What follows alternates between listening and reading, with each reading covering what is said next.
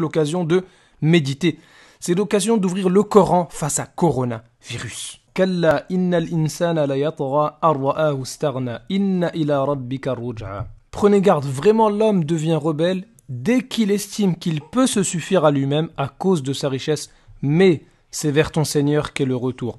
On va tous revenir vers Allah Azza wa Jal qui est notre maître et notre juge. Et là, c'est un exemple parmi les exemples de ce qui nous arrive que finalement l'être humain, il peut rien faire et il est sous le jugement d'Allah Azza wa Jal. Bah oui, c'est pas parce que tu as un peu de technologie, un peu de pouvoir que ça y est, tu peux te passer de ton créateur. Absolument pas. Regarde, avec un truc minuscule, eh bien Allah Azza wa Jal, il met KO tout le monde. En fait, ça fait penser au peuple de Had qui se sont dit, on est les plus forts. Qalu man ashaddu minna quwwa. Ils se sont dit, mais qui est plus fort que nous? Mais n'ont-ils pas vu que Allah, celui qui les a créés, est plus fort qu'eux?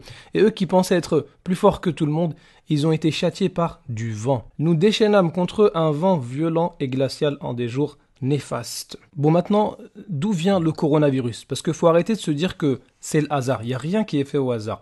أولا يرون أنهم يفتنون في كل عام مرة أو مرتين ثم لا يتوبون ولا هم يذكرون. Ne voit-il pas que chaque année on les éprouve une ou deux fois, malgré cela ils ne se repentent ni ne se souviennent. Donc Allah Azza wa Jal, parfois il nous envoie certaines maladies ou certaines épreuves afin qu'on revienne sur le droit chemin, afin qu'on fasse tauba, afin qu'on se repente de nos péchés. Regardez ce verset, il est encore plus clair.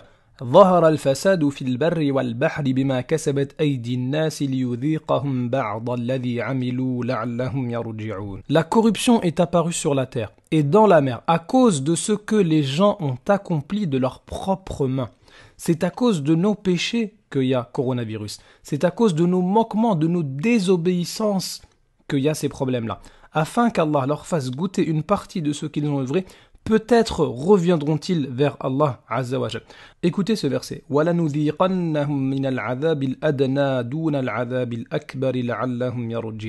Nous leur ferons certainement goûter au châtiment ici-bas avant le grand châtiment de l'au-delà, afin qu'ils retournent vers le droit chemin. Donc toutes ces maladies, ces épreuves-là, dont coronavirus, eh bien, c'est fait pour qu'on revienne sur le droit chemin et qu'on se souvienne que ce n'est pas le plus grand châtiment. Écoutez maintenant ce verset, il est trop fort. وَمَا أَصَابَكُم مِّن مُّصِيبَةٍ فَبِمَا كَسَبَتْ أَيْدِيكُمْ وَيَعْفُو عَن كَثِيرٍ. Tout malheur qui vous atteint est dû à ce que vos mains ont acquis. Il ne faut pas voir les maladies ou les épreuves comme quelque chose de passager qui n'a rien à voir avec ce qu'on fait tous les jours.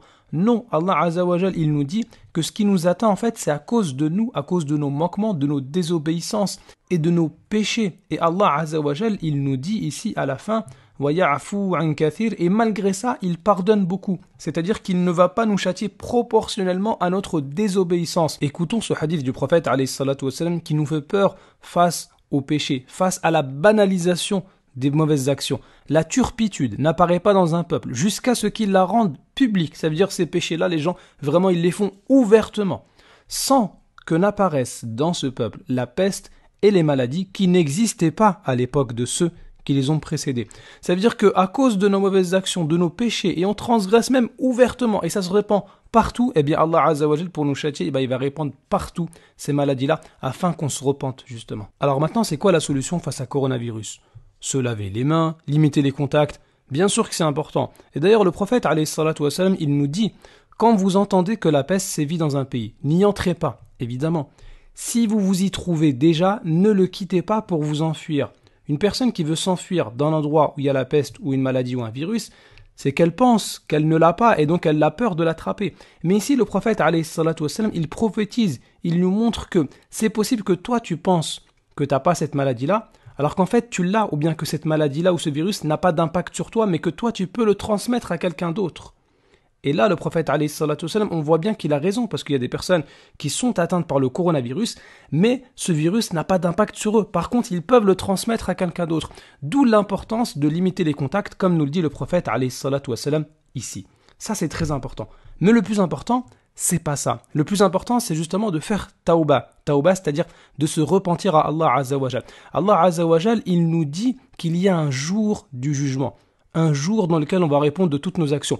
Et ici, Allah Azza wa Jal, justement, il nous envoie cette épreuve-là de coronavirus pour nous montrer que l'homme ne maîtrise rien. Que si Allah il veut, il interrompt toutes vos activités. Regardez là, tout est fermé, on est tous chez nous, on a du temps justement pour nous repentir et savoir et avoir la ferme conviction qu'il existe un créateur et qu'on lui est tous soumis. En fait, quand tout va bien, eh bien l'être humain pense qu'il peut se passer de son créateur et qu'il est capable de tout faire. Mais dès qu'il a une petite épreuve, une maladie ou comme un virus ici, eh bien là il se rend compte que finalement, ah ouais, on peut pas faire grand chose tout seul. Finalement, on est perdu, finalement on est dépendant. Eh bien, le jour de la résurrection, ce sera encore plus évident à tout le monde que c'est Allah, l'unique maître, le seigneur de l'univers. Limanil mulkul yaoum, lillahil wahidin qahhar. À qui appartient la royauté aujourd'hui? À Allah, l'unique, le dominateur.